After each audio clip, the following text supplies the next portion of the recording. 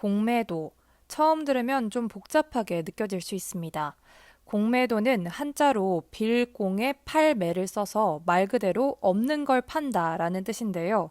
일반적인 주식 투자는 보통 주식을 먼저 사서 보유하고 있다가 나중에 주가가 오르면 팔아서 차익을 얻는 방식이죠.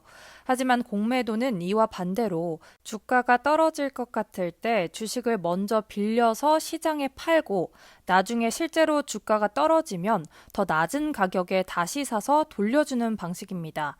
그 사이의 가격 차이가 바로 투자자의 수익이 되는 거고요. 그래도 어렵다면 가방을 주식에 비유해 보겠습니다. 누군가가 특정 가방의 가격이 곧 떨어질 거라고 내다봤습니다. 그래서 친구에게 그 가방을 잠시 빌려서 중고시장에 100만 원에 팝니다. 며칠 뒤 예상대로 가방 가격이 떨어졌고 같은 가방을 이번에는 60만 원에 다시 구입합니다. 그걸 친구에게 돌려주면 이 과정에서 40만 원의 차익이 생기죠. 공매도도 이런 개념입니다. 앞으로 주가가 하락할 걸로 예상될 때 주식을 먼저 빌려서 시장에 팔고 나중에 실제로 주가가 떨어지면 낮은 가격에 다시 사서 갚습니다. 그러면 그 차익만큼이 수익이 되는 구조인 거죠. 하지만 예상과 달리 주가가 반대로 오르면 당연히 손해를 보겠죠. 그래서 공매도는 하락장에 유리합니다. 하락에 베팅하는 거죠. 5년 만에 공매도가 전 종목 대상으로 전면 재개됐습니다. 정부와 금융당국은 99%의 무차입 공매도를 실시간 적발할 수 있는 전산 시스템과 강력한 처벌 규정을 마련했다고 공언은 했지만 시장은 여전히 불안합니다. 공매도가 다시 시작된 지금 경기 둔화에 대한 걱정이나 무역 갈등, 반도체나 2차 전지 같은 종목들의 높은 주가 논란, 그리고 미국의 관세 문제까지 겹치면서 증시는 당분간 변동성이 클 것으로 보입니다. 공매도는 늘 말이 많은 제도입니다. 제도상으로는 누구나 공매도에 참여할 수 있지만 실제로는 기관이나 외국인 투자자들이 훨씬 유리한 환경에서 이를 활용할 수 있기 때문에 특히 개인 투자자들 사이에서는 기울어진 운동장이라는 말이 나올 정도로 불리하다는 인식도 많습니다. 개인 투자자 입장에선 애초에 출발선부터 다르다고 느끼는 거죠. 그럼에도 불구하고 전 세계 대부분의 주식시장에서는 공매도가 허용되고 있는데요. 그 이유가 뭘까요? 공매도는 시장 과열을 식혀주는 역할을 합니다. 보통 주가가 오르면 나만 안 사면 손해일 것 같아 하면서 다들 따라 붙게 되죠. 반대로 떨어지면 더 떨어질까봐 불안해서 한꺼번에 팔고요. 이러다 보면 주가가 과하게 오르거나 과하게 떨어지기 쉽습니다. 그런데 공매도 투자자는 이 흐름과 반대로 움직이죠. 주가가 오를 땐 팔고 떨어질 땐 사니까 시장에 자연스러운 브레이크가 생기는 겁니다. 또 공매도는 거품을 걷어내는 데 도움이 됩니다. 공매도가 없다면 주식에 투자하는 사람들은 주가가 오르기만을 바라게 되겠죠.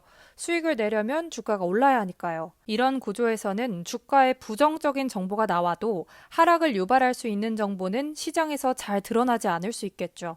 그럴 때 공매도가 있다면 주식을 갖고 있지 않은 사람들도 주가가 비정상적으로 높다고 판단되면 이를 활용해서 주식을 팔고 하락에 베팅하면서 수익을 낼 수 있겠죠. 이런 과정 자체가 이건 너무 비싸다는 시장의 판단을 행동으로 보여주는 수단이 되는 겁니다. 이처럼 공매도는 거품을 향한 견제구 역할을 하면서 과하게 오른 종목의 가격을 정상 수준으로 되돌리는 데 기여합니다.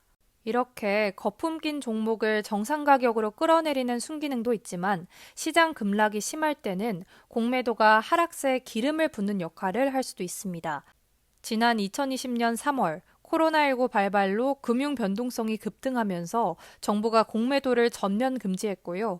이후 2021년 5월엔 코스피 200, 코스닥 150 한정으로 공매도를 허용했다가 2023년 11월에 불법 공매도 문제, 외국계 투자기관이 무차입 공매도를 벌인 사실이 적발되면서 다시 전면 금지 조치를 내렸습니다.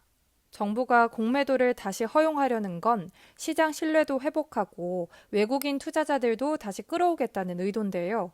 특히 MSCI 선진국 지수에 들어가는 게 큰 목표입니다. MSCI 지수는 글로벌 투자자들이 참고하는 세계적인 주가 지수인데요. MSCI는 각 나라를 선진국, 신흥국, 프론티어 시장으로 나누는데 현재 한국은 신흥국으로 분류가 되어 있습니다. 이에 정부는 선진국 지수에 편입되기 위해 계속 노력을 해왔지만 2022년 11월 공매도 전면 금지 조치로 자유로운 시장 접근성 조건을 충족하지 못해 선진국 편입이 어려운 상황입니다.